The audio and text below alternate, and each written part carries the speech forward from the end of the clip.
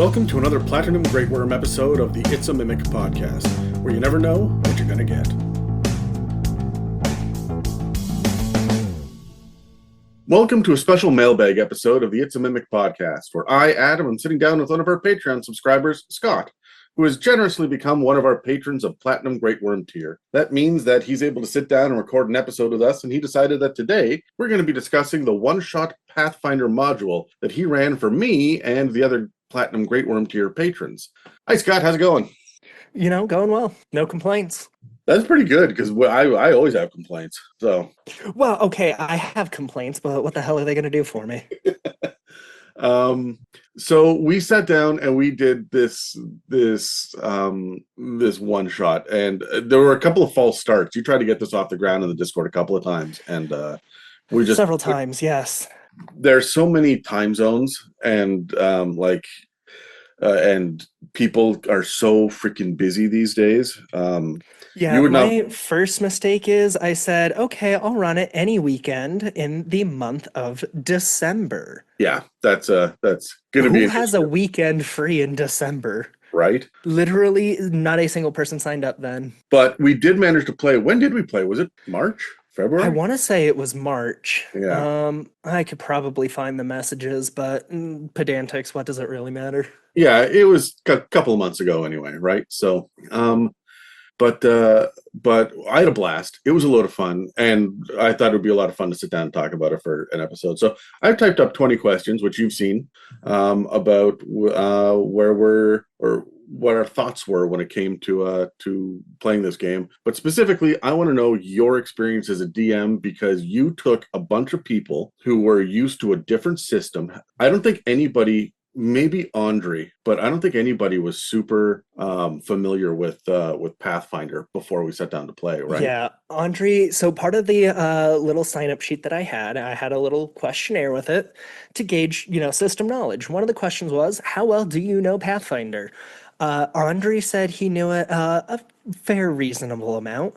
I know you and Robert have 3.5 experience. I'm not sure about Gerald, though. So I don't have 3.5 experience, so I have no clue how closely related Pathfinder 2nd Edition is to D&D 3.5. Not as much as Pathfinder 1st Edition was. So I do know. I mean, fair. I know for a fact Gerald came up through 3.0 and 3.5. So he's played that as well. And he's super crunchy and noodly when it comes to rule sets and whatnot. And so he would suit Pathfinder just fine. Like he's not and he did do just fine. Yeah, but we'll get there.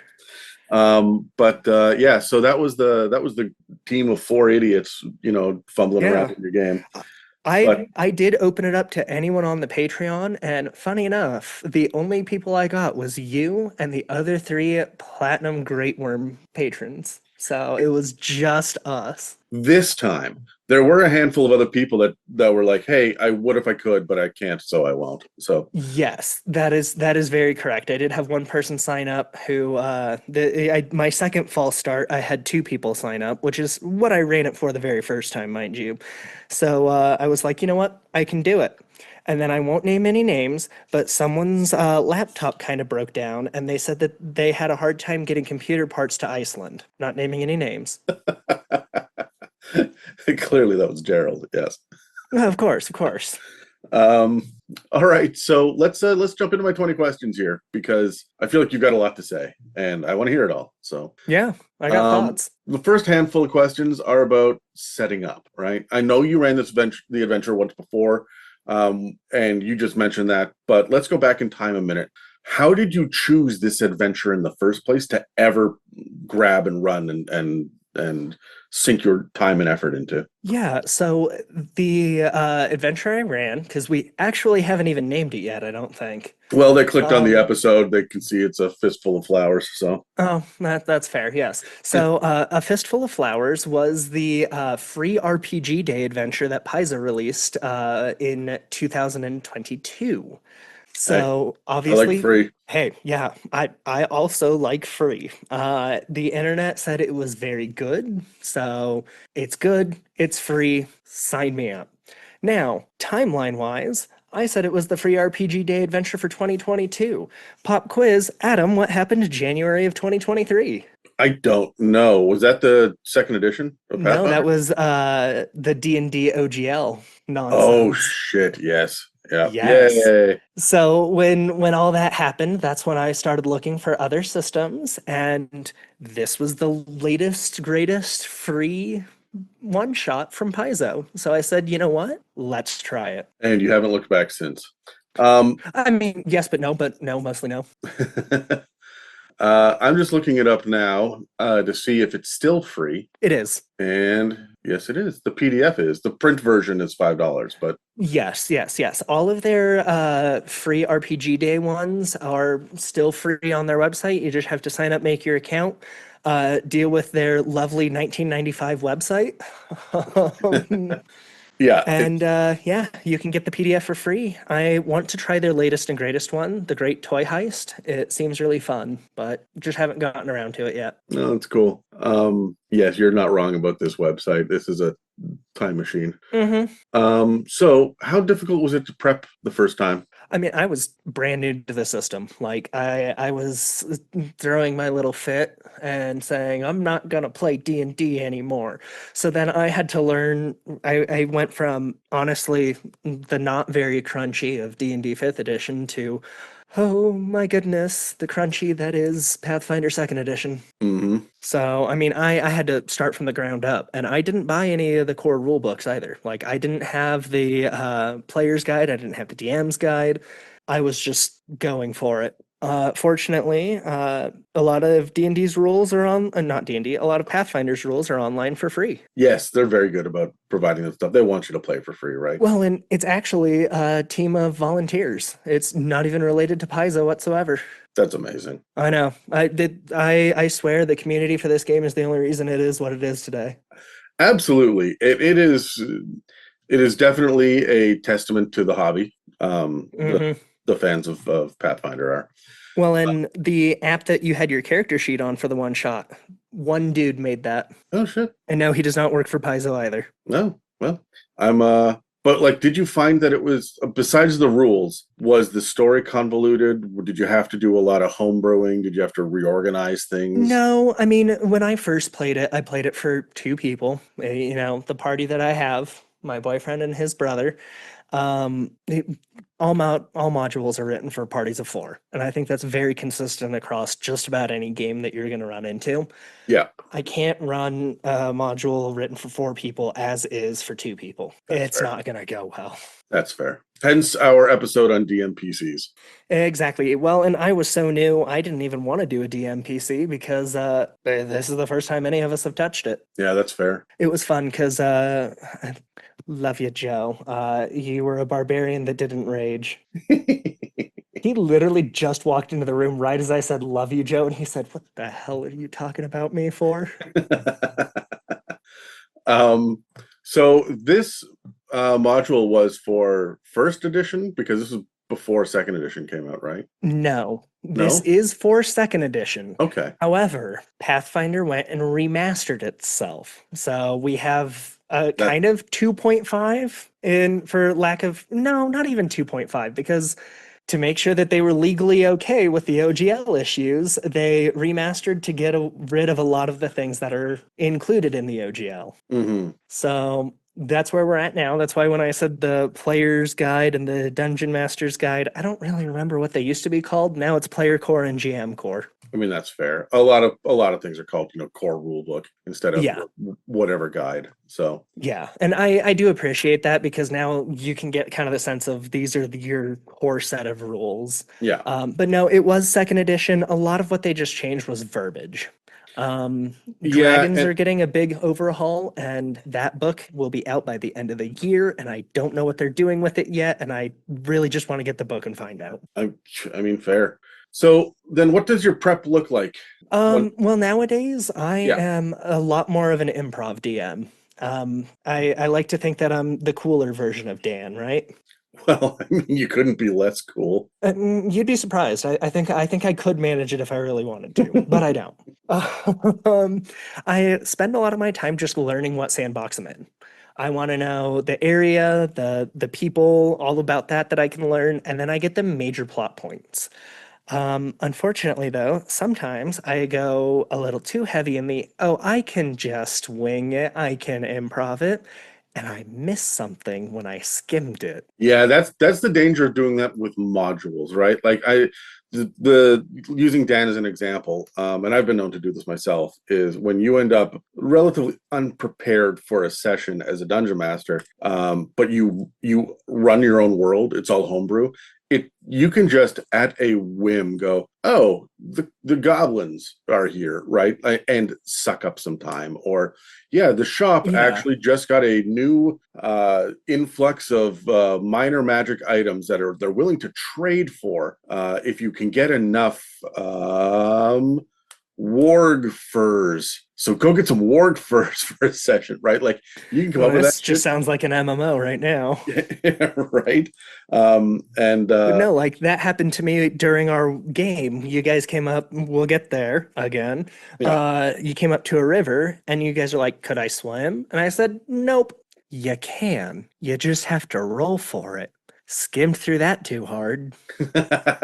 That's okay. I wouldn't have been able to roll for it either. I was being a spellcaster. So Yeah, yeah.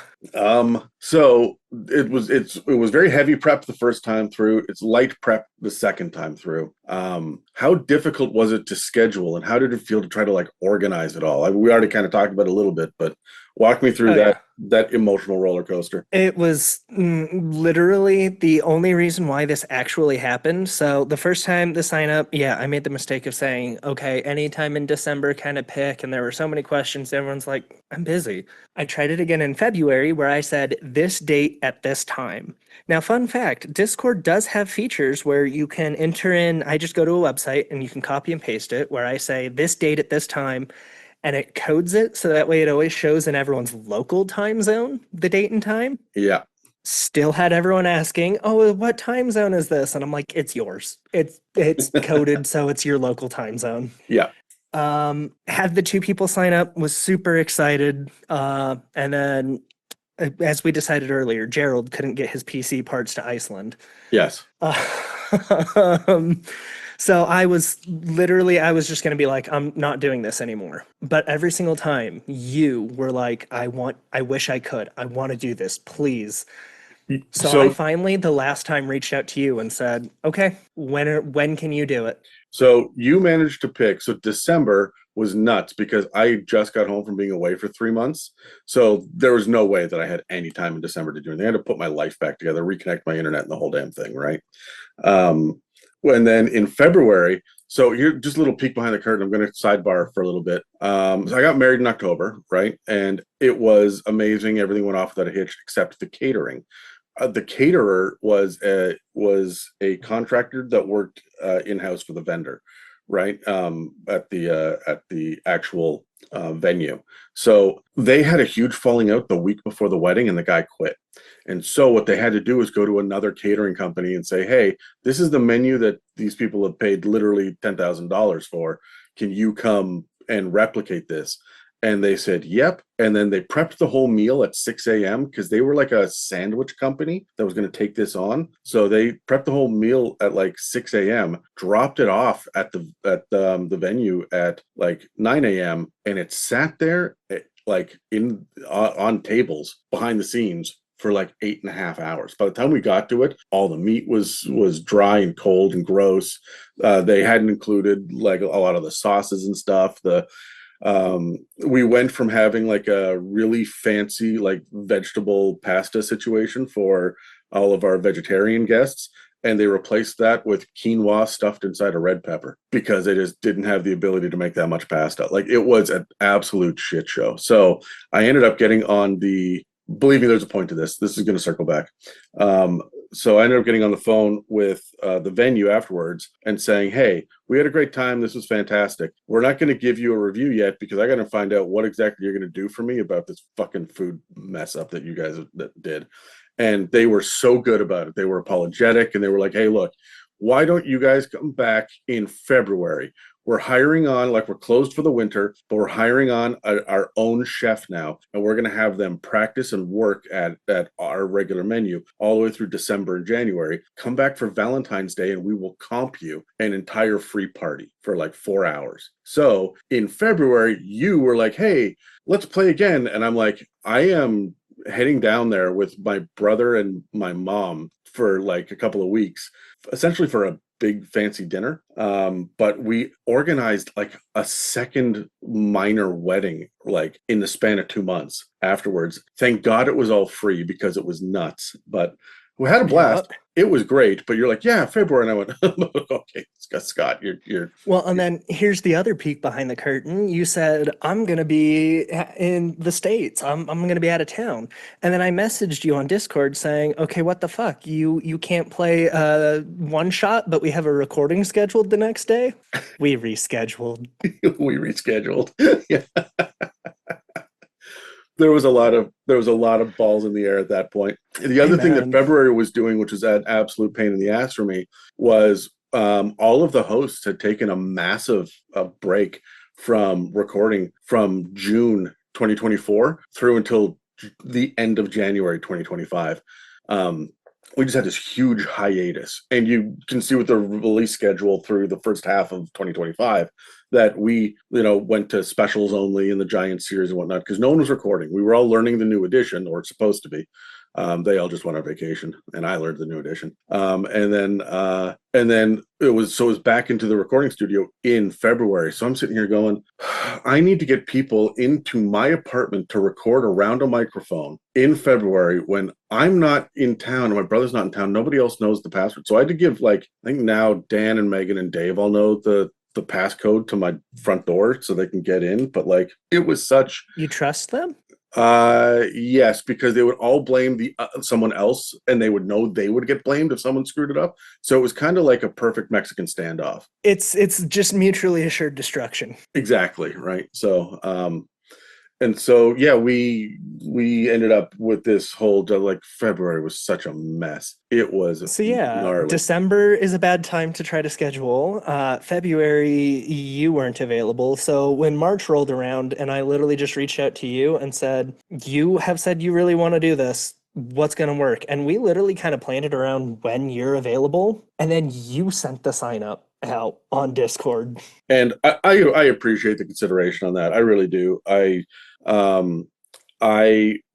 told Mieka, I'm like, I have got to find a time that works for this because I had a bunch of recordings and stuff because I'd been gone in February. So March is going to make it up. And I want you to know, I moved 3 recordings around to be able to get this done because I wanted a little bit of prep time as well. You did not have to. I really did because it's the fairy tale rule, right? Of, the first one's too hot, the second one's too cold, the third one's just right.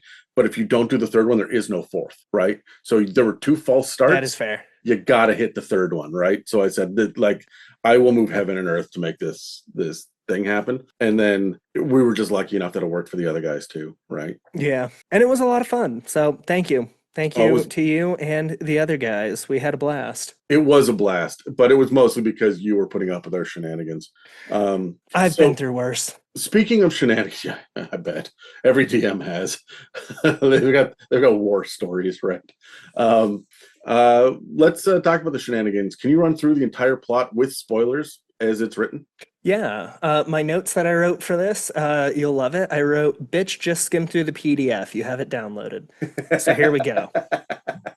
All right, so the whole point of it is, and especially another reason why I played this is because you are playing as one of Pathfinder's unique ancestries, or species, as y'all like to call them now, where you are sentient plant people. Yay, how fun. Who doesn't want to be a plant? And when I say plant, I mean who were you were Bottle Speaker, the druid, who has a hollow gourd for a head, where your little tiny onion familiar likes to hide inside of your hollow skull. She was so scary. I loved her. One of the pre-generated characters is a giant fungus rogue. I mean, you are plants. Yeah. Which is super fun. You don't get to be that in D&D. So and you're all small too, you're little. So Yes, you're halfling sized, yeah, so it was a lot of fun. not gnome sized, halfling sized. Get it right. Yes. Yeah. So you guys live in the Vidurian Forest. Yay, it's the big magical forest of like half of the world of Pathfinder. And you guys are the biggest and strongest of your little community of Leshies. But uh-oh, some people are missing, and everyone's looking to you to do something about it, since you're the big strong ones. Yeah, two of your friends have been kidnapped. They're two little lavenders, and you have to go find them. So you go down to the river where they were playing and find the bridge has been cut. Dun dun dun. Um, you have to figure out how to what happened to them. There are lavender petals in the river, so you can go, they were here. And then there's boot prints on the other side of the river. But Adam, how do you cross the river? You flounder about and frustrate your GM for 25 minutes before they just kind of hand wave and say yes, you can make it. Uh-huh.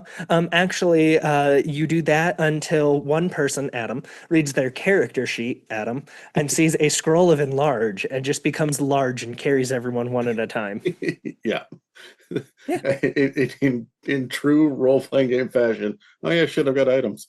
Yeah, yeah. This is why the pre-generated all has things that can help you get through part. They picked your loot specifically. Yeah, and I appreciated that. Although every time I'm loath to use magic loot, as everyone is, because I'm going to use this and be awesome later, right? But the wife we floundered around enough to be like, all right, fine, fuck it, let's go. Yeah, that's literally why you had that on your character sheet, was for that one encounter. Once you make it across the river and you follow the footprints, you make it to a campsite. Dun dun dun. There's no one there, but No. the fire is, well, there's no longer a fire there, but it's still warm.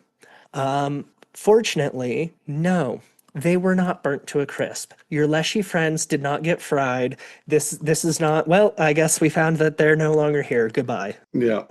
Instead, you kind of look around and find a whole ton of clues that ultimately mean nothing until a little pixie named Glimmer. I love this diva. I love role playing her. She essentially just comes on over and has all the answers. And I like to play every single pixie like they have the most intense unmedicated ADHD, because I just feel like that's right for a pixie. I love that for pixies. It just feels right. It just feels right. While you don't find any clues, Glimmer tells you everything you need to know, which is, yeah, there was a man yelling at a squirming burlap sack, and then she got bored of watching him eat, so she took a nap. And she points you in the right direction to a nearby town. Hi ho, it's off to town you go. And then we encounter a lovely deer that you guys had no problem with, but my players almost died to. Yeah, we fucked up that deer pretty well. I don't think I rolled higher than a 5 for the deer for you guys. Meanwhile, when I did it for Joe and Andy, I didn't roll below a 15. Curse of the dice. It really is. Once you make it to town, you have to ask around on what's going on. Some of the townsfolk think you're weird because while they do live next to the forest and they do know it is a very magical forest, Leshies don't just walk into town all the time. Yeah, I mean, we felt like celebrities, or at least like weird foreigners for a minute there. yeah. Oh, yeah. The children stare. You have to figure out how to get information from the townsfolk. It's not very hard. You have several different ways you can do it. And then they point you to the crystals and candle wax store, where I don't think you guys did this, but my players did. It specifically notes that it has an overpowering aroma of jasmine flowers. And both Joe and Andy were like, that better not be my friends cooking into candles. No, I was very hyper focused on the fact that it was lavender. I was not concerned about Yeah. that. I had to tell them specifically, no, this is jasmine and your friends are lavender. Yeah. So then you have to find a way to convince the shopkeep or distract, or to essentially, the guy you're looking for locked himself in the basement because he's making his next batch of candles and you have to get in the basement. You guys just intimidated him, didn't you? We intimidated our way, down into the basement. We were a little psychopathic. Andy distracted him by juggling while Joe picked the lock and went in. But then Andy couldn't go in because Andy was the distraction. So Andy made it to the basement through the chimney. People play D&D and Pathfinder One-Shot in very different ways. Exactly. You guys just bullied this man, and then he didn't have the key, so you kind of just bullied him to stand there, not run and tell the guards or anything. Meanwhile, Andy went down a chimney. I specifically blame Andre for all of this because I don't want to take the blame for the bullying. Okay. Yeah. Sure. You make it down, and I didn't include it for Joe and Andy because they were split, and I'm not going to have just Joe. But there's some nice large crystals that look nice and expensive, and then they start, exploding at you when you go to touch them. Yeah, we learned that the hard way. You guys learned that the hard way. I enjoyed that because why are mimics always chests? Because y'all are kleptos. Mm-hmm. Yeah, well, we wanted the magic stuff. Yeah, and then they blew up in your face. And then you go into the laboratory where you have your mini boss fight against Darius and his lax? Good gravy. Not gravy either. They're scented candle homunculi, and it says homunculuses. Oh, that drives me nuts. Actually, no, it just says homunculus and then parentheses 2. My bad. Reading comprehension. Okay. It's too early. So it's a big fight there. It's not too bad. When I ran it the first time, I did just him since, well, again, only 2 people. But you guys got the homunculi too. So I got to spray you guys with hot wax, and that was a lot of fun. And we mostly behaved in our comments because I was expecting that to go completely off the rails. Yeah, everyone wanted to make comments until I think I rolled almost max damage on that. Yeah, that was as close as we came to being really fucked up, actually, was right on the heels of those crystals was this fight. And I have this general method in D&D whenever I play, which is take care of the minions first because the action economy is your enemy. But we just split the party up across the map. Everyone was fighting a different thing, and whoever was fighting Darius was getting just absolutely shit canned. So Andre was a barbarian, and I think he jumped up on a table to see him eye to eye, and they were just swinging at each other. Yeah, thank God he was a barbarian. If he'd been a fighter, he would have died. I think that reduction in damage would have helped a lot. Well, barbarians actually don't take reduction in damage for Pathfinder. Well, shit. What's the point of them then? The +7 to damage on every hit.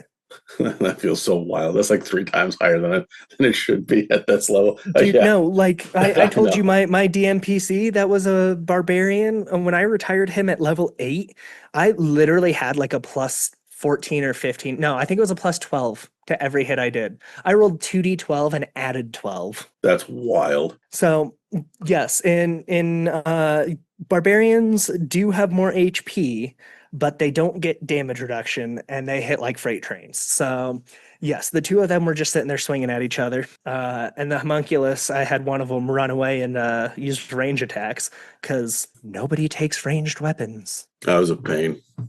Although Robert did throw a couple of bombs. Yeah, he was funny throwing bombs around. After that battle though, after the battle, you can loot his room. I think we kind of skipped through that real quick because Robert had this thing called life kind of happen where, he has a toddler who didn't like their bedtime. Yeah. Which, in other news, Fork found in kitchen. I mean. Yes. Yeah. So you gain information either from interrogating him, or you can find in his bedroom the recent order he just fulfilled of houseplants, lavender, which is for decoration for a party happening tomorrow. Thank God it was tomorrow. We needed a long rest. It specifically says these are the centerpiece for an upcoming gala hosted in her estate's garden the very next day after the PCs read this note. All right, cool. They know you need this rest. Yeah, right. So then you make your way over to the next town where you arrive at her party and you see your friends. I always described it as they have the little like glass dome over them, kind of like the rose from Beauty and the Beast. Mm-hmm. and they're just sitting there on the tables looking sad, being decoration. And you have to go in and you have to rescue them. Everyone I have run this for always starts off with, let's be sneaky and just steal them, which I'm all for. But they're literally the table centerpieces for a party. I You're think gonna have a hard time. because I sent in my little familiar for this, right? And Yes. I think that is when my 20s, my 19s and 20s started hitting on the dice. Oh my God. Yeah. Yeah. Well, and then Gerald had the best idea since his character had a feat where he can disguise himself as a different ancestry, age, and whatever. So you guys played three leshies in a trench coat, and Gerald was the face. Yeah, it was so good. Oh, it was a good time. So unfortunately for everyone I've run this for, it only takes one little slip up until someone notices what you're doing. Yep. And then they did. And they do. So it devolves into a fight where turns out the Lady Constance, whose party you're currently crashing and kind of ruining, she has been creating her own leshies. They're extremely mindless compared to you guys. But she just it has so much effort and like she had a party coming up and like she kind of needed leshies, so she just sent Darius to go kidnap a couple. It's fine. Uh, oh, also, he did all of this because he just so desperately wanted to be invited to her party. And then we ended up hanging him upside down over a boiling pot of his own wax. Yep. This went very Yeah. south for him. Yeah. It did. It did. I sat there the whole time going, are you guys going to kill him? I don't remember. I don't think we did we? I think you tried to, but I think I said no because, again, I skimmed too hard and didn't read that you can find the order form in his bedroom. Gotcha. Okay. So, yeah. We tortured the information out of him. Also, I do think you guys didn't actually want to kill him, so it kind of worked out for everyone. Yeah. So then you have the big final fight where you have four leshies that you're facing off with, a honeysuckle, a mint, wisteria, and a bamboo. And they all have a special little ability they can do. And yeah, we just took the fight to them. And when you kill them, they explode in healing energies, which kind of made you guys mad, but you also got healed as well as your enemies, so you weren't that mad about it. Yeah, and honestly, when they explode with healing energies, and there are three of us, and like fewer and fewer of them as the battle goes on, like we're getting more benefit out of this than they are. Like, Absolutely. It was a neat little mechanic, but if there had been 7 of them that got healed and only 4 of us that got healed, that would have been a real problem. But no, the fight was a 4v4. Like it was a 1-to-1 fight. So as the first one died, like you guys knocked one out. Yeah. Like took it to 0, but knocked it out. And then killed the second one. And it exploded in healing, which then picked up the first guy that you knocked out. That was such a pain in the ass. Yep. Yeah, you guys got a little mad at that one. So then, yeah, with the conclusion of the fight, and everyone always wants to fight Lady Constance, and it specifically says she doesn't fight, but everyone's like, you're the reason they got kidnapped. I'm gonna throw hands with you.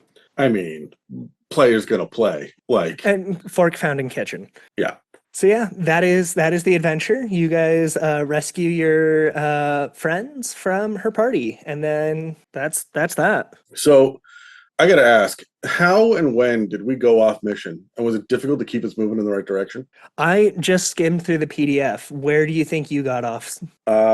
We fucked around at the river for way longer than we should have. You were still what the book was saying. You weren't off the rails.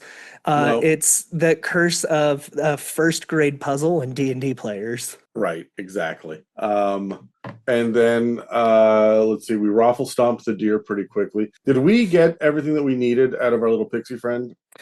Glimmer tells you everything that you need to know. I don't know if you guys found all of the clues. I don't remember if you found the trinkets that were in the fire. They have their little, essentially he took their toys and threw them in the fire right in front of them. There was, oh, that's mean. We knew there was something in the fire, but every time that we reached for it, one of us would burn. And so we just stopped doing it. Or not burn, no. Yeah, no, there literally was not a fire there, and you guys were too scared to touch it. Yeah, that's what it was. Yeah, and we were, there was, I think, a perception check or something that someone failed, and you're like, oh, you don't see anything. And we're like, you guys got a nat 1, Yeah. And so there were footprints, and Darius isn't a small human either. Like he's a big dude in human standards, and you guys are halfling size. So his boot prints were pretty big. Yeah. And then you guys get to the campsite, and Robert rolls a nat one on perception.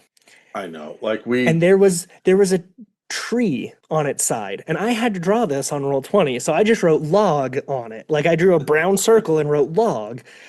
And he said that that was the poop of a giant. It was a log from a giant. that's right. And we got all concerned about giants for about 3 minutes. Yeah. 3.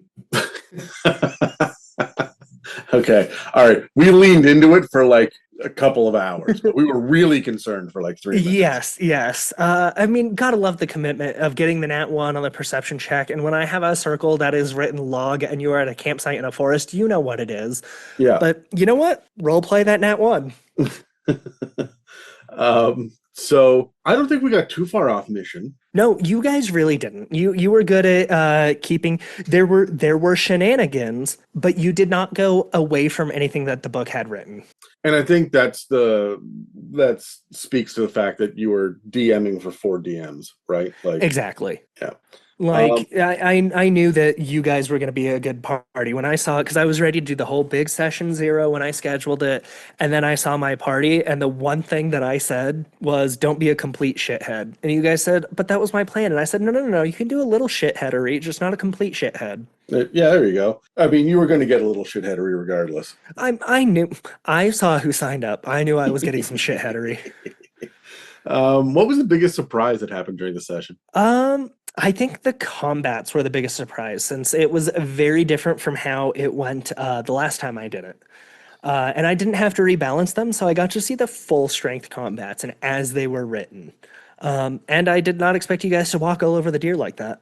The tone of voice that shifted when we just raffle stomped that deer was so funny. You were like shocked and appalled by the fact that we just like shrugged that deer off and kept moving.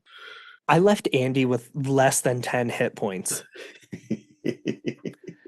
And I think I actually got to the point, because the deer runs away when you get it low enough health, because it realizes this actually isn't a meal.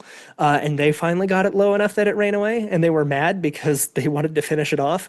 You guys didn't give me that opportunity. You did so much damage in a round that it didn't hit that threshold to run, and you killed it.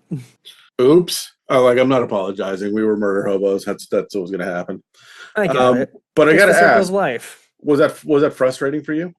I mean, no, but I was shocked. I was not frustrated. I was very shocked, though. What But was also, the it was most? because I couldn't roll high. That always sucks. Was that the most frustrating thing from the GM seat? I mean, other than scheduling, Yeah. which was the most frustrating, it was not. I had one thing that I did find a little more frustrating, and it happens all the time. In all of the every single pre-written for Pathfinder, they have these special little blocked off paragraphs that are to be read out loud or paraphrased. And I have yet to be able to read through the entire thing without being interrupted. Man, when you run a module, that's what you get. I know. But like, there was like the longest one when you get into the wax laboratory where Darius is for the mini boss fight. It is the longest one of all of them. I seriously think it took me 7 tries to get through the whole thing. Yeah, we were pretty chaotic. Yeah. And look, as a forever DM, I feel so badly for you, but as the player, I'm like, yeah, well, I mean, suck it. As the forever DM, you're like, that sucks, but also it's a canon event. It just happens. There's no getting away from it. It's very true. So how was it when trying to get us to put together the clues to find our initial culprit at the river? Like when you were sitting there watching us flounder about, how was that? Like, because that was the beginning. Were you sitting there going, oh God, we're never going to get through this? There is always that moment, Adam. You know that, where you're like, okay, the first little river, you have it planned out in your head, like, okay, well, once we get there, because of course there's like we first start out and it's they're in danger. We need help. Let's introduce everyone. Like, that's going to take time. And then you're like, okay, so the river will take, I don't know, 15, maybe 20 minutes.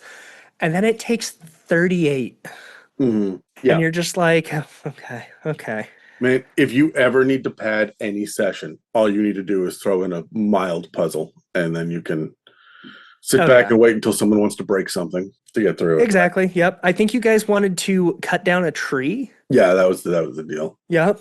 Never mind fixing the bridge. Never mind. Actually, because at first I did mess up and say no, you can't swim, and said actually no, I'm sorry, you can swim.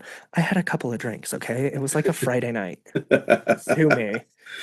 And Uh, if I remember correctly, we all did a shot with you beforehand, and I'm sitting here thinking that was like 5 a.m. for Andre or something like yeah. that. Would have Listen, been so I rough. did the local time zone. He signed up, and I said, as I'm sure you all know, this is the god awful tradition that I have. You call it the god awful tradition. I don't. Well, yeah, yes, I do. Okay, I did chicken out this morning. I'm sorry. I went a little hard the last couple of nights, and we're this far into the episode, and it's not even 11 a.m. for me yet. Yeah, look, I'm sorry. You get the smallest violin for me. The number of times that you have made me like take a shot of whiskey at like 9 a.m. and you've done it almost every episode. It kills me. You're welcome. um, So yeah, the river was, yeah, it took a while, and there's literally like four different ways you can do it, and you guys want to cut down a tree, and I'm like, okay, how are you cutting down a tree? And that's when you all looked at your character sheets and you said, oh shit, I have this. yeah. It took us a moment to remember how to be players. I think. Yeah. And then Uh, once you make it to the campsite and you actually have to figure out like the next clues, there's nothing to find at the campsite. Glimmer just tells you everything. Yeah, my next note here was how did the fight at the campsite go? But what I wanted it to be, it was originally how did the fight with the deer go? And I'm like, we're going to discuss that first. But Oh yeah. the role playing at the campsite. So sorry, that was a mistype for me. But No, that's fine. I enjoyed the role play at the campsite. Again, the giant turd that was big yeah. brown log. Yeah. Yeah. We got through it. We got through it eventually. Eventually. And then Um, Robert's backstory, I didn't read it literally until like an hour before we started. He built in his own MLM. oh my god, and he wouldn't stop talking about it, and it was so funny. Every time we ran Like, to anyone that we could talk to, he would try to sign them up for his pyramid scheme. It was so good. and he was his leshy was an agave that distills tequila. Like he was a sentient agave plant that distills tequila, and he that accent It was he so kept it good. so good. And I have to say, I think that by session 3 with that character, I would have been pulling my hair out. But for a one shot, fucking beautiful. It is a one shot character. It is not a campaign character. No, It's like the one shot where my whole character concept that I rolled with was big titty voodoo mama goblin warlock. there are some characters that are just so perfect for one shots because you know that by hour 5 you're done with them, right? Like, Well, by hour five, she was permanently on her ass because the DM was trying out high level and counterbalancing. good times. Yeah. That's when you go heavy handed with the one shots, not the campaign. So, Yeah, yeah, exactly. she had a nice southern draw and called everyone sugar. How come all of them have southern draws? That was Robert as well, and I think Yep, what was the accent Andre was trying to do? You notice I we said, should ask him. yeah, you notice I said not the accent he did, but the one he was trying to do. Listen, the accent I was trying to do with Darius, where after the fourth time it changed, I sent you guys a meme of Velma looking for her glasses that said me role playing, and her glasses had text on it that said my fucking accent. Yeah, that was good. I've thrown Andre under the bus on this, but like, this is why I don't bother with character voices. I feel like with accents and whatnot, I'll never get it consistent. So I will get there in my DMing where I will say that I don't want to do this anymore, but I'm only on like year three, Adam. I will get there. so one of the tensest moments, as we talked about, was in the basement fighting this mini boss Darius. What was going through your head during this encounter? Were you just running Um, straight as is, or were you kind yeah, of no, mostly was I think this was when I was like, okay, I need to hurry up because Robert has some life he needs to attend to right now. But also I was like, are they gonna kill this man? How else are they gonna have the information? Also, I've had a little bit to drink. What's going on? And then, of course, you look at the stat blocks, and the first thing you do is you go, what's the fun, cool thing that they can do to them that's going to make them go, okay, what the fuck was that bullshit? Like when he had his wax injector and just sprayed hot wax all over you guys. Yeah, and we were just coming off of the what is this bullshit after those exploding crystals. You said, what So is the fucking bullshit of this crystals? And then I think it was you and Andre ran right up to him and he said, 15-foot cone, yeah, 2d6 fire damage. ugh, yeah, that was a bit eye opening for us. Oh, and that's on a success. A fail is 3d6 fire damage and 1d6 persistent fire. Oh, I have to say the persistent damage was such a welcome trip down memory lane for me. Persistent damage will kill in this game too. Oh, absolutely, but it just doesn't exist in fifth ed or the new edition, right? Like there's just no ongoing damage. Oh yeah, it's So- 1d6 persistent fire damage. At the end of your turn, I roll a d6. That's how much damage you take. You roll a d20. If you get 15 or more, it stops. Yeah, and I appreciate the shit out of that. Like I really do love seeing that mechanic. It's scary when you're a player, but I love seeing that mechanic. Honestly, how hard would that be to throw it into a D&D game? I think if I did it now, my players might revolt because it feels mean compared to everything that they've been dealing with for the last 7 years. Right. So, Well, as you said, none of they all went on vacation while you learned the new edition. You can gaslight them for at least 2 months. Scott, gaslighting them is just what a DM does, right? Like that's technically in the job description. So, as I have told you, it changes when you're in a relationship with one of them. Just you wait, because then you have to go to bed that night right next to them. I need to start taking these notes and taking them seriously because Miek is coming here any month now. So the second you just throw in the persistent fire damage like that and try to gaslight her, you are going to know when you lay down in bed and get that cold shoulder. It's okay. I still have the heat from the persistent fire damage. Can you walk us through your thought process during the final combat? This is another one of I love the how are you actually feasibly going to steal the centerpiece off of 3 tables stealthily? Love everyone wants to try that. And then it doesn't go well. We got the first one.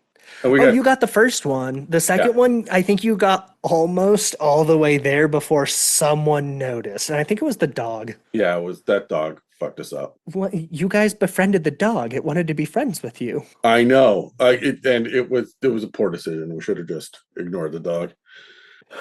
Listen, you could have had a deer steak to distract it with. That's very fair. Note to self, always take the meat. Other than that, it's again those unique actions that I like to do. The bamboo has it can spend an action, one of its 3 actions, to bend backwards, and then if its next action is to attack, it gains reach. That's wild. So it whips itself essentially at you. Had to do that. Love it. Gotta do it. And then I wanted to just be like, okay, well, here's where tactics matter, because if you're being flanked, you have -2 to your AC. Yeah, it was fun to kind of play with these crunchier mechanics that you just don't get in D&D. Like I really did enjoy that. I don't think that I could keep track of it, all of it for my 6-hour session every other week. Right? It's hard. Yeah, there'd be a lot there, but in a little one shot where I'm not the one calling it out. Right, I'm just a player. Like that. Oh yeah, yeah. That was well, and then Joe's character for my campaign routinely tries to frighten enemies, which gives them a -1 to all of their stats. But then it reduces by 1 degree at the end of each of their turns. So then I have to track that as well. Yeah, I don't know. Like, your notes must be wild. I'm about to buy Foundry, Adam. It calculates it all for me. Fair enough. So let's talk about the players for a second and what it was like GMing for each of them. Let's talk about Gerald. Yeah, so let's just assassinate every single one of their characters because I have the opportunity. Okay. He was fine to GM, but his fucking face, like, let me tell you. Like, yeah, and he didn't even have his camera on. Yeah, right. Just what I'm picturing, right? No. No, no, no, no, no. I did feel bad because I did feel like sometimes Gerald did get talked over a bit, and I felt bad, and I didn't necessarily say anything, and I should have. So my bad. But we're also all GMs, so I'm gonna shoulder some of that on you guys too. Yeah, I was aware of the fact that he was the quietest one there, but I was also a few see because we started our We were all a few drinks in. yeah, we started the session with the shot, and then the bottle just stared at me. And when I'm not DMing and I've got nothing to do but listen to other people, and I'm not like building the world and having to Have a sip. yeah, just another little sip, just another sip. I was pretty Yeah. shattered by the end of that session. Yeah, me too. I had a fun day the next day. But no, Gerald, so he was the one more reserved, but every single idea he had was the ones we were going for. I think he was the one wasn't he the one who suggested toppling over the tree I to think make the so. bridge? I think so. He said we're doing three leshies in a trench coat. Like anytime he's like, okay, well then here's the idea. We all said, fuck yeah, it is. Yeah, he was the quiet mastermind in the corner, right? Like, Absolutely. And you have to have one of those, yeah. especially when it's a puzzle. Mhm. Because if he didn't suggest knocking over the tree, how would you have seen your scroll? See? I'm trying to remember. Was he playing a rogue? He was a bard, so he was That's right. playing That's right. the one of the pre-gens. Only you and Gerald played a pre-generated character. He was Flufffang the bard. So bards are skill monkeys, as are rogues. So That's why I thought he was a rogue. He was just really good at everything, right? that is the point of what they're trying to do. Okay, I just got a text from a friend saying, "Oh, it's our first time playing D&D. How do our character sheets look?" As I'm recording a D&D podcast. That's where Well, my life is. yeah, resident nerd. Here you go. Literally. Um, So yes, Gerald was playing Flufffang and he just the mastermind. The Was I expecting three leshies in a trench coat? Absolutely not. Am I so fucking glad we did that? You yeah, goddamn right I am. I want that art for that now, right? um, what about Yeah, honestly, yeah. what about GMing for Andre? How's that? Andre, he was energy, he was excitement. He also had the most familiarity with the system, so I kind of just let him do his thing. And that included jumping up on a table and then again getting sprayed with hot wax. I feel like he really embodied the barbarian very, very well. Like, He did. yeah. He might tell you that that's just his actual intelligence, but I don't believe that. He's smarter than that. No, he was a lot of fun. Gerald was a lot of fun too. Like, what a wild group of guys. And like every once in a while, Robert would get really quiet for like 20 minutes, and I'm sitting there going, like, is his mic muted? He's not saying much. Is he dealing with film stuff? And then he would come in with that accent and the MLM shit, and I'm like, oh no, he's just waiting for his opportunity. So Yeah, he was letting you guys have your moment until he said, "By the way, I have a job for you." yeah, how would you feel about being rich? It was so fun. um, Good God. how was GMing for Robert? He actually, so he created his own character as well, and he picked the Alchemist. The Alchemist is absolutely not a class I would let a beginner play. So No, why did I let Robert play it? Because I knew he would spend the time. I knew yeah, he would. yeah, he learned it completely before we ever. Oh, absolutely. I think he regretted it a little bit by the end because even with all the time he spent, I don't feel like he felt like he got as much out of it as he wished he would have. They're just And that's and just yeah, I feel like the Alchemist is going to have a lot of really specific use cases to be really fun and powerful. And in a one shot, you're not yeah. going to hit all of those use cases, right? Exactly. Like, whereas a bard and a rogue are gonna have every single skill that you can imagine. Like Andy is playing a bard in my game. No, not a bard, a rogue. There's literally we are level 12, and I think there's one single skill he is not trained in. And there are like 20, 25 skills. Yeah, And he is trained in every single one of them but one. that's wild. Yeah. So whereas those two are all about skills, the alchemist, if you know all of the things that you can craft, which is not a small list, No, there's tons. but you are the goddamn Swiss Army knife. You can throw together a potion to pretty much just solve anything, but you have to know what you need. And that's the hard part. But he did well. He did well. He wanted to be a bomber. He wanted to throw flasks of alchemist fire. And boy, howdy, did he do that. He had probably the most fun character with his Southern accent MLM scheme. I think he wanted to give Glimmer a job, but do you think she is a working girl? Yeah, I don't think so. I think that No, that but was. she would make the best keynote speaker at those conferences.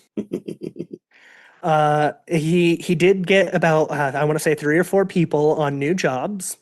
Yeah, I had a lot of fun. He had a very fun character, and he took a very hard class and played it pretty well. It's okay. So how was it DMing for me? Because I felt like I was being incredibly chaotic that entire time. I wrote literally the worst player I've ever seen in my life. Nobody should ever DM for Adam ever again. I get that note a lot. No, you were just fine. I don't think you started any of the chaos.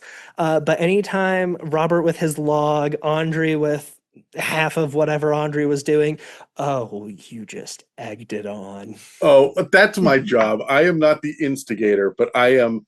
I fan the flames, and You didn't fan it. You had a jerry can of gasoline.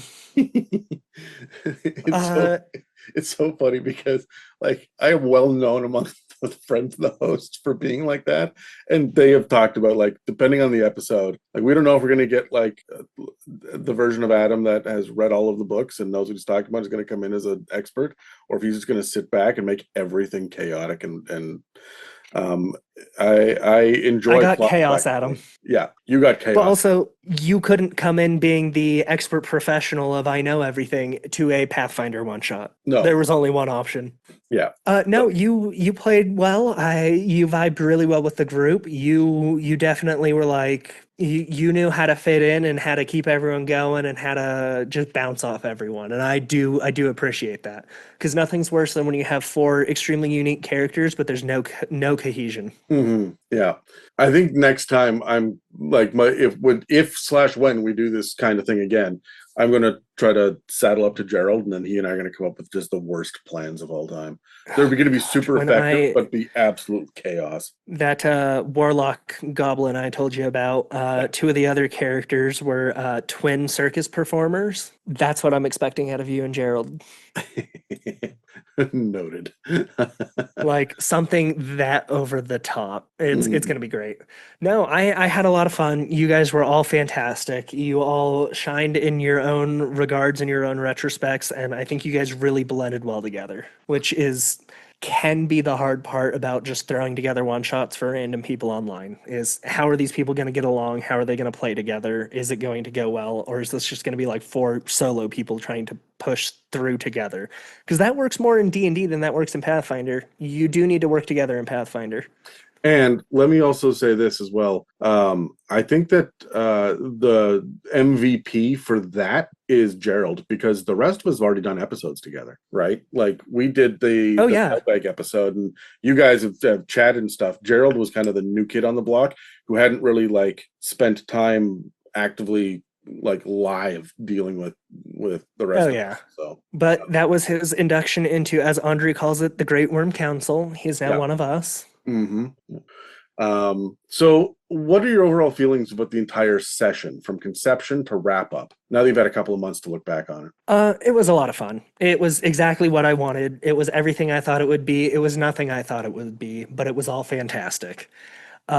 Except I thought when I went on a Discord channel of D&D players and said, I want to run a one shot, knowing how many of us are just the forever DMs and never get to play, I thought I would have had to pick and choose what people I'm going to put with what groups and how that's going to matter for what party and run this like 7 times. Nobody signed up. No, I'm gonna be honest, that was so disheartening. I honestly think that you were the victim of poor timing. I think so, because again, I picked December. What the hell? Yeah, and again, if it had been a D&D thing, because it's a specifically Dungeons and Dragons Discord server, I think Yeah, you might have had more hits on that as well, right?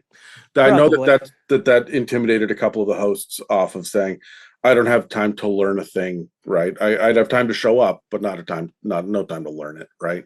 And so, And that's fair. That is fair. yeah, Although I like to think I do a decent job teaching people. I didn't have to teach you guys much because you all are more familiar with crunchier systems. yeah, But yeah. I no sooner did Joe had a little bit more experience with D&D, but Andy did not. Andy literally I think has played D&D like 3 times. And then we went to Pathfinder. That's a bit of a steeper learning curve for sure. It is. And guess what? He does just fine now. Yes, it's been a year and a half since we started my campaign, 2 years since I ran this, but he's fine. We'll get there. So, would you run this module again? Are you ready to explore something else? I will absolutely run this as many times as anyone wants to play it. I think it is the perfect mix for I think it's great for new players. It is the perfect mix of takes itself seriously but doesn't. Like you're halfling sized plant people. How do It, you take that too seriously? yeah, this is a cartoon, right? Like, It literally it feels like it's a cartoon, but yeah, also like your friends are kidnapped and you're kind of pissed about it. yeah, yeah. It So like the vibe was really like whimsical with an edge underneath it, right? and I find that to be really really good. I like the whole like yes, we're here to be silly. We're here to just goof off and have a good time. We're here to joke around that a giant took a shit in the woods and while no one was there to see it, you guys saw it after the fact. Uh, And um, I'm pretty sure it made a sound. I bet you it did. Glimmer was probably taking a nap though. Um, I think it's really good that bright balance of tone to introduce people. I will always use this to introduce people, and even with the headache that I had of trying to get it scheduled, I would be more than happy to run it, but I don't know how inclined I am to try to set it up again. Yeah, If a group of people came to me and said, "Hey, we want to do this," I'm there. I'm there. fair. Yeah, the hardest part, one of the things. So I've gone on record. It's been a while, but I've probably a couple of years on the podcast. But I've gone on record saying I think it's bullshit that DMs have to also be the scheduler because you don't need to be, right? Like any player can Oh do yeah. scheduling, Oh goodness. right? And yet it always lands on our fucking shoulders, right? And so anytime that a GM or a DM or a keeper or whoever's running the game says, "Hey, I want to do this thing," everyone says, "Yeah, let us know the details of when and where and all that." And I'm just like, for fuck's sakes, I have 500 other jobs to do now because I'm running this game, right? And it's one of the most Yeah. discouraging things. So when it doesn't go the way you want it to. But are you excited to play a one shot of the new edition of D&D if one of the other guys wants to run a session, or are you committed to being Pathfinder exclusive? Oh, I have a once or twice a month fifth edition game. So what I've won D&D fifth reimagined, whatever they're calling it. I don't know. Absolutely, I'll play it. Yeah, I will. Uh, All right, can you hear me? yep. Can you hear me? Yes, I didn't get any of your answer. It was all glitchy and then it pooped. Nice. Uh, Yeah, no, I have a once to twice a month fifth edition game that I play online. Oh, Yeah, oh yeah, I play. You're gonna love this because it's not gonna shock you at all. A Warforged Artificer. yay. Is it Eberron? Is the campaign Eberron? No, actually, it is modeled after Star Trek. Oh, shit. I'm into that. Yeah, so I am the chief of security. I'm a security robot, and all of my artificer fun tools are magic items that I requisition from the whatever big organization that we belong to. Nice. So it's a lot of fun. I enjoy it. I built that character to have an insanely high AC. I seriously think I'm sitting at like 26 AC. In fifth edition? Yeah, Good Lord. I didn't think you'd get that high. I'm a Warforged Artificer. So Warforged gives me a +1. I'm an Artificer, so I have plate armor that I have enchanted to be +1. I have a +2 shield because we're like level 10. Mm-hmm. Yeah. I designed this character to be as the chief of security. I'm the tank. Try to hit me. In Which one of our are you an armorer as well? Yeah, I'm an armor Yeah. artificer. Yeah, that'll do it. I've got an armor artificer on my table, Casey, and I consistently have to roll a 22 to hit her. So Oh yeah, I have 25 AC. that's fucking wild.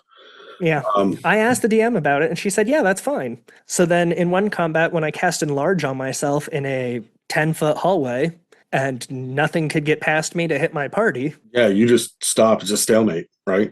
Oh, I was punching, they were shooting in between my legs. Yep, it was fun. So yeah, I still play some D&D. So if one of the guys or anyone really wants to run 5.5 or one D&D or 5th edition remastered, reimagined, I don't know, whatever they're calling it. Hmm. Yeah, I'm playing. Yes, it will probably be something for Meberon. Do I want to play a Valinor elf with the double-bladed scimitar? Because that's how I literally the train of thought that led me to this recording today. Yes, I will want to do that.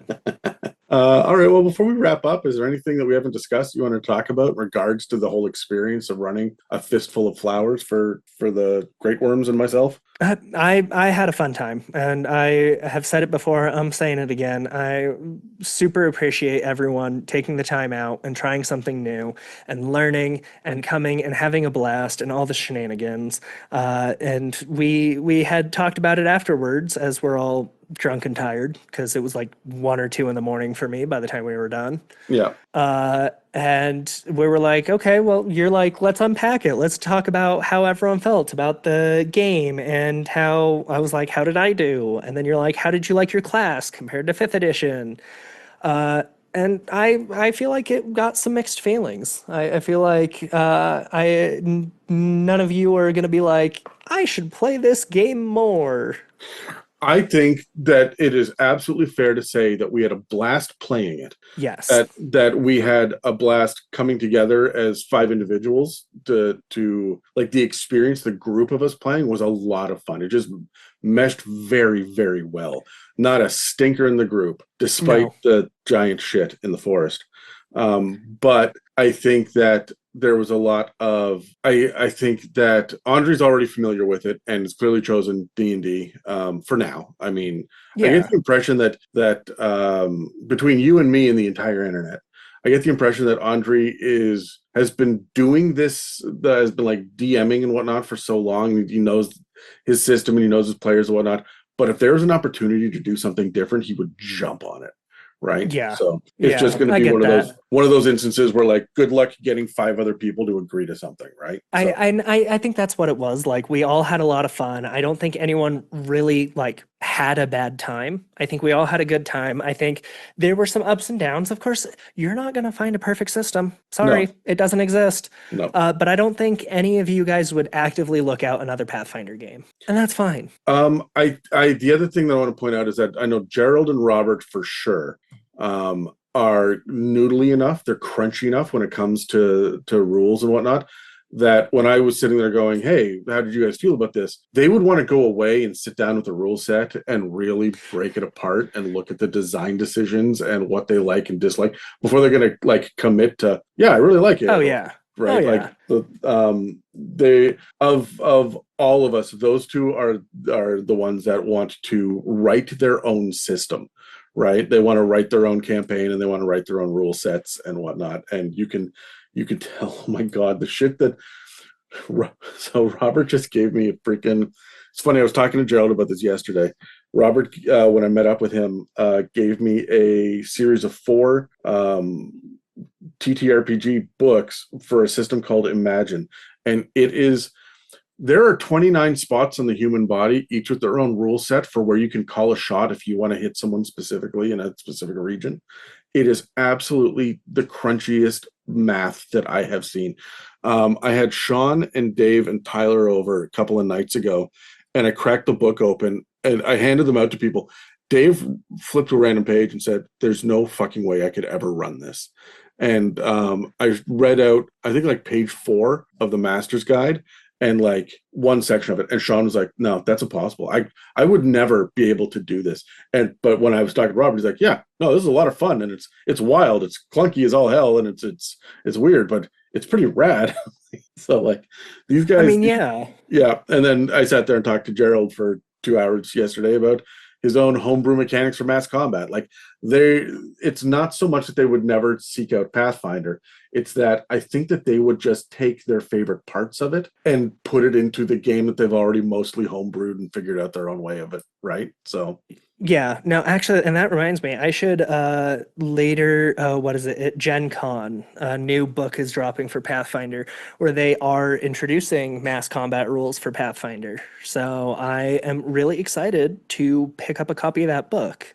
oh shit, yeah, that sounds pretty good. So, Yeah.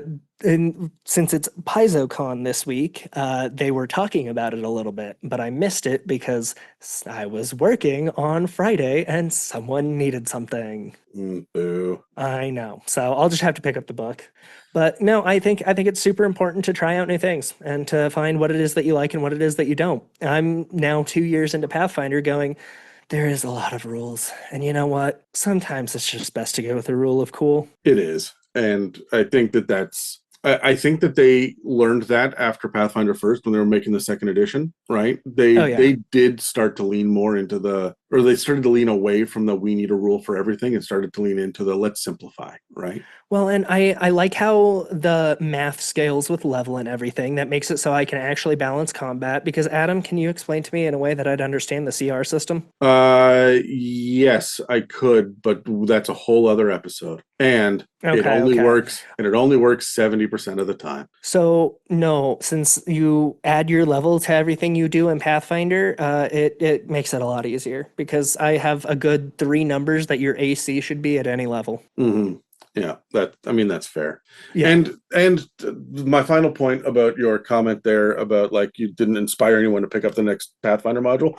I very much would love to play more Pathfinder. I think that that's something that I would be very excited to do for one shots. And the only reason I say one shots is because I don't have the time to take on another, I get it. extended Well, campaign. hey, as I said, you put together a group because Fistful of Flowers has a sequel. Oh shit, does it? It sucks. Um, You're really okay, selling I can't say that it sucks. It is nowhere near as good as the first one. Is there a starter set? There is, and it actually is highly recommended amongst the community because it actually introduces the rules like as it progresses. It Yeah. starts off like it gives you scenarios where it's like, okay, well, now here's this. Yeah, I love the fact that they've got a bunch of free stuff online, free little one shots and things. And I wish Wizards of the Coast would also do that, but they're too corporate. They're never going to give anything. Yeah. Free. Well, and Pathfinder often does humble bundles. Yes. They currently have one for Asian American and Pacific Islander month. If I got that wrong, the internet's going to kill me. No, that's cool. Like I'm all for trying this out again and continue to play. I've over the last year or so, I have become kind of obsessed with other systems and branching out from Dungeons and Dragons. As I've been learning the new edition, I'm like, hey, this is really cool and really fun, and I like the details here. But I'm eager to get back into playing Call of Cthulhu on a regular basis, or some of the Free League games. Like I really like the rule system there. Oh yeah. Andy for the entire month of October was running Call of Cthulhu for us. That sounds so much fun, right? Like I wish that I could do that. Megan just put a book in my hand, the Print Weaver book, which is all based on your personal in real life fingerprints dictate the makeup of your character. And it's like a medieval fantasy game where you are a specific hero that is unique to you, the individual. And Interesting. yeah, and so that's why it's Okay.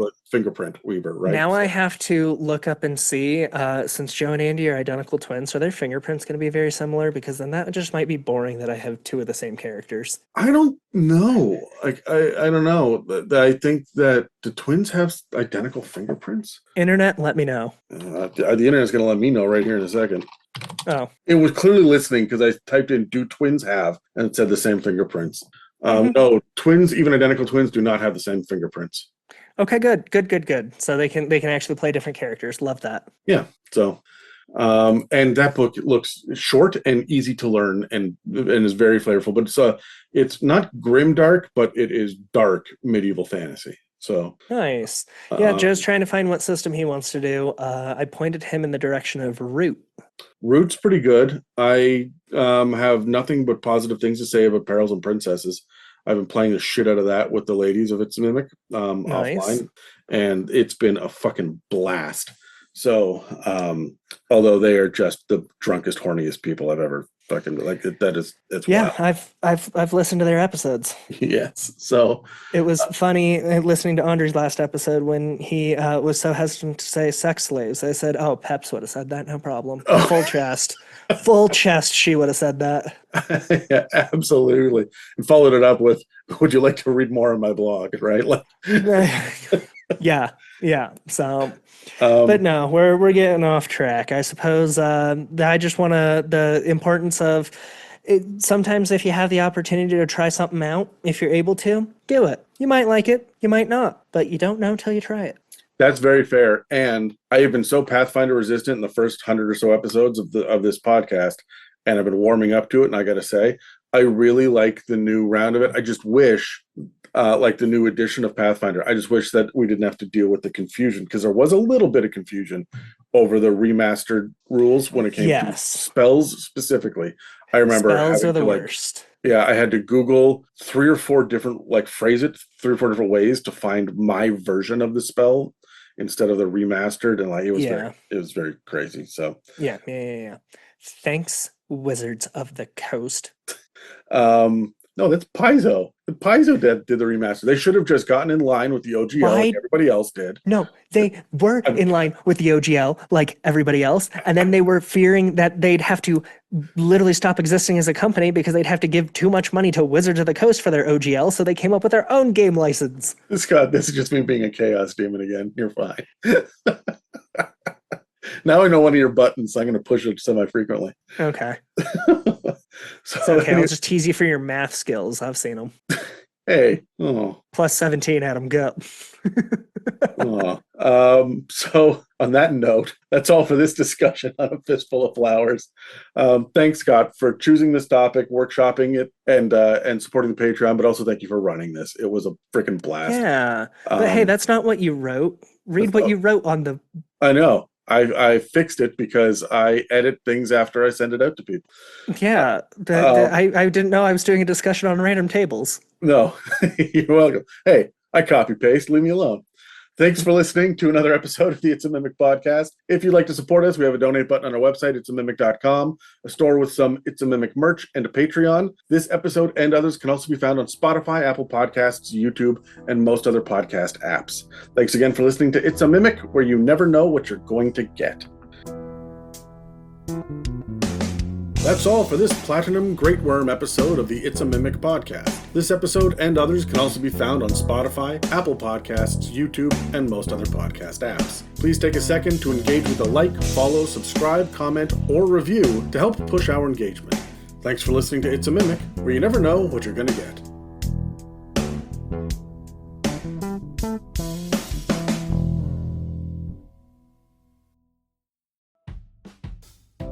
If you'd like to support us, we have a store with some merch and a donate button on our website, itsamimic.com. You can also head to itsamimic.com to find a comprehensive episode guide and more information about the show. We do have a Patreon, which not only offers access to our exclusive Discord server, but also hosts over 100 episodes, including a variety of bonus episodes covering topics like 5th edition book reviews and the campaign builder, spells and gods, fae, homebrew inspiration, and even the Blood War. If you'd like to submit any mailbag questions, please reach out to us through any of the social media links in the show notes of this episode, or send us an email at info@itsamimic.com. This has been an episode of It's a Mimic, where you never know what you're going to get.